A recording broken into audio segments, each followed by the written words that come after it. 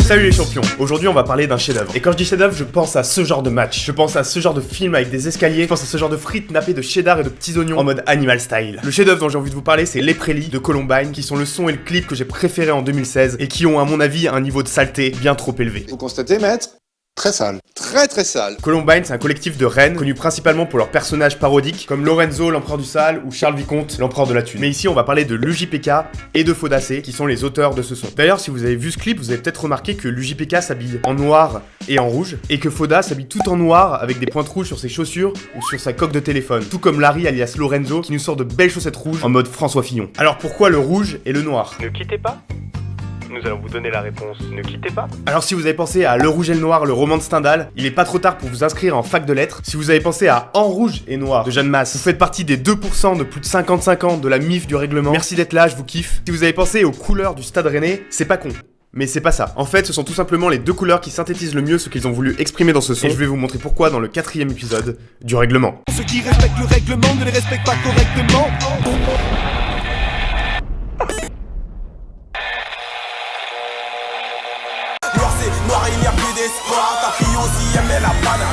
Alors quand on parle de vie en noir, on parle de tristesse, de désespoir. Et ici, ça se caractérise d'abord par la solitude qu'on retrouve dans le pont du morceau. Sans prélit, ça rentre tout seul, comme sur le trajet, après les cours. Donc Foda semble souffrir du fait d'être seul, et il exprime la même idée dans cette phase. On camasse, roue massage, roue carnage, comme seul ami. Il passe tellement de temps chez lui à jouer à des jeux vidéo qu'il n'a plus de vrais amis, à part un Pokémon. D'ailleurs, si on creuse un peu, Roucoule, c'est un des premiers Pokémon qu'on peut attraper dans le jeu, mais c'est un Pokémon de merde. D'ailleurs, on le tèche généralement dès qu'on trouve un insécateur un peu stylé et qu'on a plus de place dans son sac. Et le fait qu'il soit fait chier à le faire évoluer en roucarnage prouve qu'il est allé loin dans le jeu. Mais au lieu de capturer des centaines de Pokémon comme tout le monde, en fait, il en a qu'un. Ce qui veut dire que même dans le monde virtuel, il a du mal à se faire de nouveaux amis et préfère rester seul. Et d'ailleurs, tu fais quoi, Foda, toi, quand t'es tout seul? Je fais des régimes à base de branlette.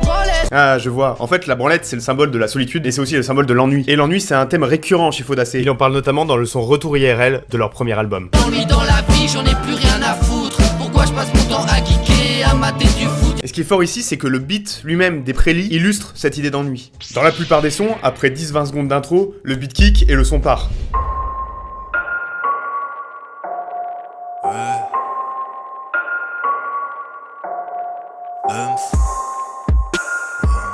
Alors qu'ici, le beat kick au bout de 2 minutes 44 et on pense vraiment qu'il va jamais partir. Fleur du mal. Sans prélit. Et ça, c'est pas un hasard puisque le beat a été composé par Foda lui-même. Et d'ailleurs, il fait référence à ce sentiment de faux départ dans le son. J'attends le début de la partie.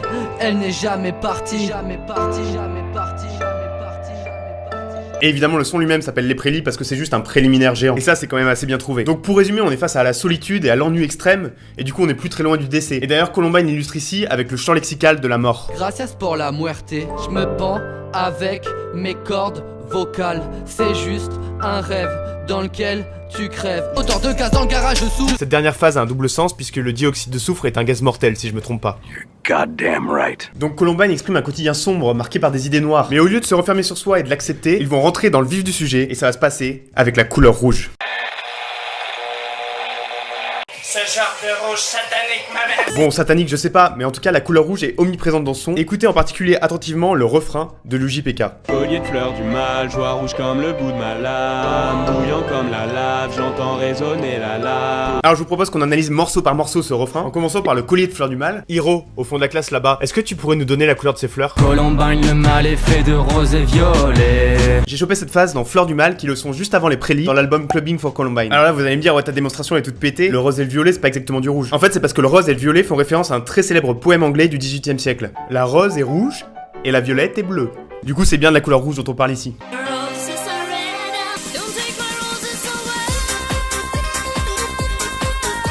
On revient calmement sur le refrain, avec la phase « Je vois rouge comme le bout de ma lame ». Bon, je vois rouge, c'est assez clair, on parle de la colère et de la couleur rouge. Et le bout de la lame, c'est soit une lame tachée de sang, soit une lame chauffée pour pouvoir découper une barrette, une glace, ou encore du dentifrice. Ensuite, bouillant comme la lave, bah la lave c'est rouge et ça brûle. Et j'entends résonner l'alarme. L'alarme c'est souvent rouge, on parle d'ailleurs d'alerte rouge généralement. Et on retrouve également la couleur rouge en dehors du refrain, avec notamment cette phase. Les copines des autres, la couleur des fautes. La couleur des fautes, c'est celle du stylo rouge utilisé pour corriger des copies. Et on a aussi ce passage un peu plus glauque, Carnage comme Salami du rouge sur carrelage, qui fait référence à une tache de sang dans une salle de bain par exemple. Alors qu'est-ce que ce rouge signifie? Pourquoi en avoir mis autant dans tout le son? Alors moi je pense qu'ils ont fait ce choix pour exprimer une forme de violence et de révolte. Et tout au long du morceau on sent cette violence latente qui ne demande qu'à exploser. Il passe quand même 2 minutes 40 à faire des gestes dans tous les sens sur de la musique classique. On sent que ça va péter mais on sait pas quand. Et pour le coup quand c'est vraiment parti j'étais tellement surpris que je me suis retrouvé en PLS direct. On l'a trompé, j'attends mes rêves. N'écoute pas les adultes, la vie est belle.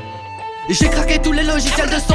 La police remettez-vous en question. Des flipbooks de billets, un film d'animation, FIFA 2K16 en première division. C'est vraiment très très lourd. Du coup on comprend bien le concept d'énergie, de révolte, mais de révolte contre quoi exactement? Là je pense que Columbine veut venir s'opposer à ce que la société considère comme le succès et la réussite. C'est une idée d'ailleurs exprimée assez clairement avec la phrase: si tu veux pas réussir, tu n'es pas obligé. Et quand on pense à la réussite, on pense d'abord à la réussite matérielle. Et d'ailleurs c'est assez bien exprimé dans ce passage. Un musée de trophées, ça Gucci en osier. Donc ils sont clairement contre le fait de mettre en avant sa réussite matérielle qui finalement ne vaut rien comme un sac en osier. On a également une référence à des millions de Kamas qui sont l'argent dans le jeu Dofus qui nous montre qu'on peut être riche virtuellement mais finalement ça sert à rien. On retrouve le même thème dans ce passage sur les banques. Une banque dans un cimetière, fleurs protégées par la visière. L'idée c'est que c'est inutile d'accumuler autant de richesses parce que l'argent ne sert plus à rien après la mort. Pourtant l'argent gouverne le monde, d'où la nécessité d'une révolte. Faudacé propose d'ailleurs une idée assez originale à ce sujet. Fais sauter la piñata comme une BNP Paribas. Et c'est vrai qu'il fait bien sauter la piñata à la fin du clip à grands coups de club de golf. Ou alors ça veut juste dire qu'il aime pas la BNP et qu'il préfère le LCL comme l'indique le petit logo qu'il porte sur son t-shirt pendant le clip. Bref, la réussite c'est pas seulement la réussite matérielle, c'est aussi la réussite sociale. Et la réussite sociale dans le rap c'est d'être un énorme thug. Et ça Columbine s'en démarque assez clairement avec ce genre de punchline. Thug life, coupe des 447, j'ai des 407. J'ai craqué tous les logiciels de son.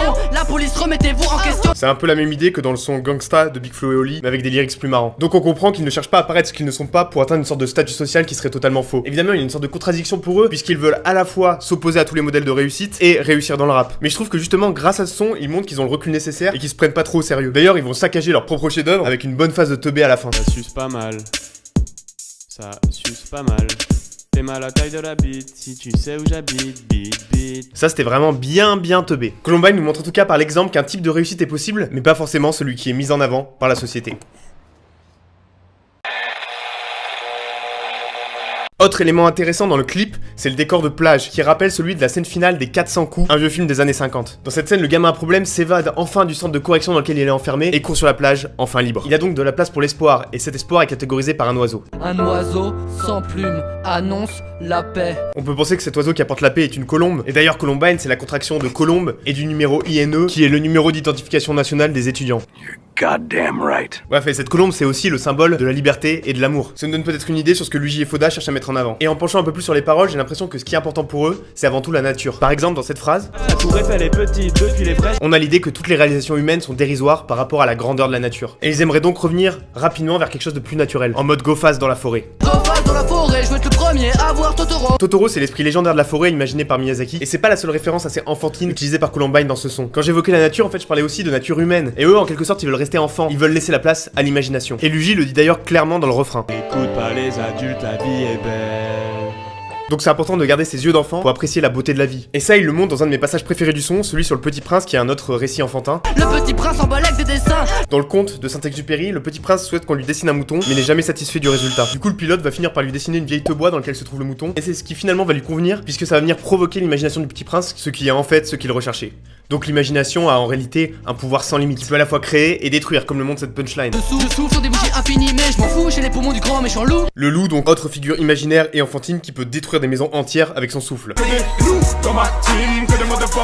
Et chez Columbine, cette faculté se manifeste dans la phase d'écriture de leur son. Ils ne vont pas venir utiliser des armes à feu comme dans la fusillade de Columbine, mais leur plus belle arme, c'est leur pouvoir d'écriture. J'écris sur des feuilles A447. Et ce pouvoir, ils vont l'utiliser dans le but d'atteindre... Une vie en mode sans échec, le bonheur sans déchets. Je sais pas ce que vous en pensez, mais moi je trouve ça assez beau.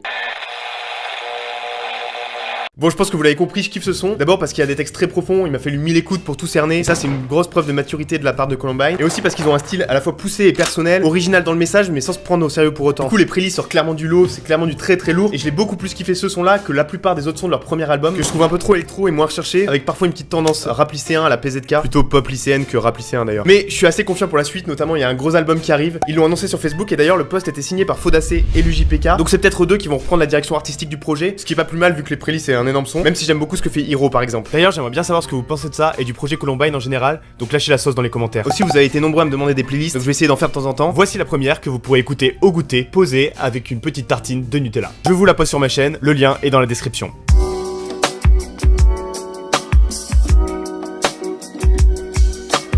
Merci d'avoir regardé cet épisode, ça fait plaisir. Si ça vous a plu, n'hésitez pas à mettre votre pouce bleu en Y.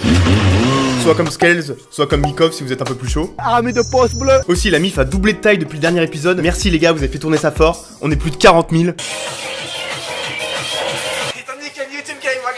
Merci pour le soutien massif et pour tous les messages que vous me laissez pour supporter le projet. On est bien parti pour se faire 2K17 en première division, donc n'hésitez pas à vous abonner pour ne rater aucun épisode et à rejoindre la MIF sur Facebook et Twitter. Les liens sont dans la description. Portez-vous bien cette année, restez proches de ceux qui comptent pour vous. Hashtag QLF et on se revoit très vite. D'ici là, je vous dis J'ai grandi dans cette ville immense. J'avance au feeling, manque de chilling, pense en finir avec la diligence.